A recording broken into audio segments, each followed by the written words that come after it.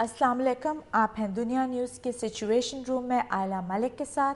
हमारा आज का मौजू है कि 2007 की इमरजेंसी के बाद आज पाकिस्तान की पॉलिटिकल स्टेबिलिटी कहाँ खड़ी है। सियासी और अवामी हलकों में 3 नवंबर 2007 के इक़दामात को इत्तफ़ाक़ की राय से स्याह दिन के हवाले से जाना जाता है। इस इमरजेंसी के नफाज पर न सिर्फ आइन को मुअत्तल किया गया बल्कि अदलिया और आज़ादी सहाफ़त पर भी पाबंदियाँ आयद की गईं। तज्ज़ियाकारों का कहना है कि इस दौरान मीडिया की नशरियात को इसलिए मुअत्तल किया गया क्योंकि हुकूमती हलकों में ये ख्याल किया जा रहा था कि टीवी चैनल्स ने 9 मार्च के बाद अदलिया के मसले को गैर ज़रूरी अहमियत दी और हुकूमत को डिस्टेबलाइज करने की कोशिश की। आज 2 साल गुजरने के बावजूद भी मीडिया पर नए पैमरा ऑर्डिनेंस के तहत फ्रीडम ऑफ एक्सप्रेशन को न सिर्फ महदूद किया जा रहा है बल्कि NRO की वजह से दोबारा मुल्क में एक बहरान पैदा हो गया है। इस प्रोग्राम में हम मुल्क की मौजूदा सियासी और आइनी सूरत हाल को रिव्यू करेंगे, लेकिन पहले लेते हैं एक ब्रेक पे जाने से पहले आपको एक रिपोर्ट दिखाते हैं। हमारे साथ रहिएगा।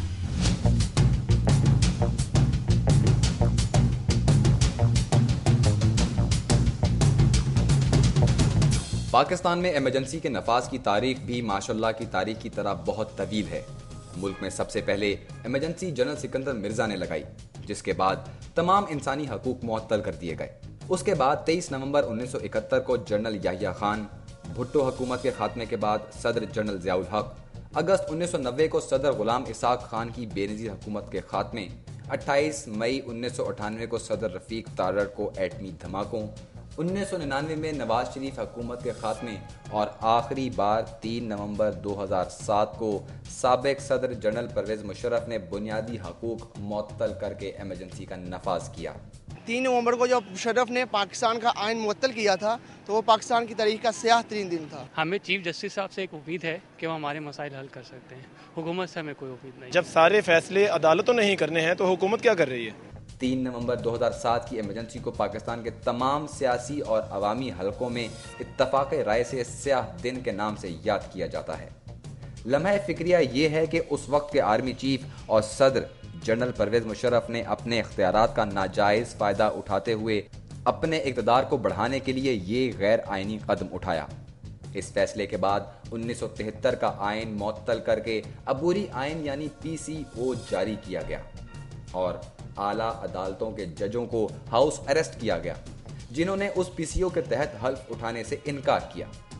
अदलिया तो आज़ाद हो चुकी है, लेकिन अदलिया की सोच और अवाम की सोच अभी तक आज़ाद नहीं हुई, जिसकी वजह से अवाम को अभी तक भी सस्ता इंसाफ नहीं मिल रहा। अदलिया तो आज़ाद हो चुकी है, लेकिन अवाम को कोई फायदा नहीं होया, जिहदे नाल गरीब आदमी मजीद आने वाले दिनों च पिस रहा है। पाकिस्तानी अवाम ने 3 नवंबर में होने वाले इक़दामात के खिलाफ मुजाहरे करके ये साबित कर दिया था कि इस मुल्क में किसी डिक्टेटर की कोई जगह नहीं। इस स्याह दिन को मीडिया पर पाबंदी लगाई गई और कई न्यूज़ चैनल्स की नशरियात को बंद किया गया।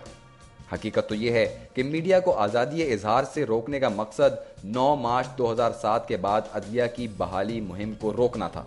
कुछ हुकूमती हलकों में मीडिया के खिलाफ ये तहफ़्फ़ुज़ात भी थे कि मीडिया ने ना सिर्फ अदलिया के इशू को गैर ज़रूरी हाईलाइट किया बल्कि हुकूमत को भी गैर मुस्तहकम करने की कोशिश की। 18 फरवरी 2008 के इलेक्शन के बाद पीपल्स पार्टी को अवामी मैंडेट के साथ 5वीं मरतबा हुकूमत करने का मौका मिला। आज आम तासुर यही है कि इस जमहूरी हुकूमत ने भी वही गैर कानूनी और गैर आइनी इक़दामात उठाए हैं जो कि गुज़िश्ता आमराना दौरे हुकूमत में उठाए जाते रहे। अवाम एक्सपेक्ट करती है कि जो रिलीफ हमें गवर्नमेंट से नहीं मिल रहा वो हमें अदलिया से मिले। पाकिस्तान एक जमहूरी मुल्क है, इसमें डिक्टेटर की कोई जगह नहीं है। अब हमारी अदालतें आज़ाद हैं और इफ्तिखार अहमद चौधरी साहब बहुत अच्छा काम कर रहे हैं। हमें उनसे पूरी उम्मीद है कि हमें इंसाफ पूरा मिलेगा। लेकिन हकीकत यही है कि आज भी ये हुकूमत पैमरा ऑर्डिनेंस में तरामीम करके मीडिया के इजहार आज़ादी को सल्ब करना चाहती है। इसलिए मौजूदा हुकूमत का अवाम को एतमाद में लेकर सिर्फ मुल्क की सलामती और बका के फैसले करने चाहिए।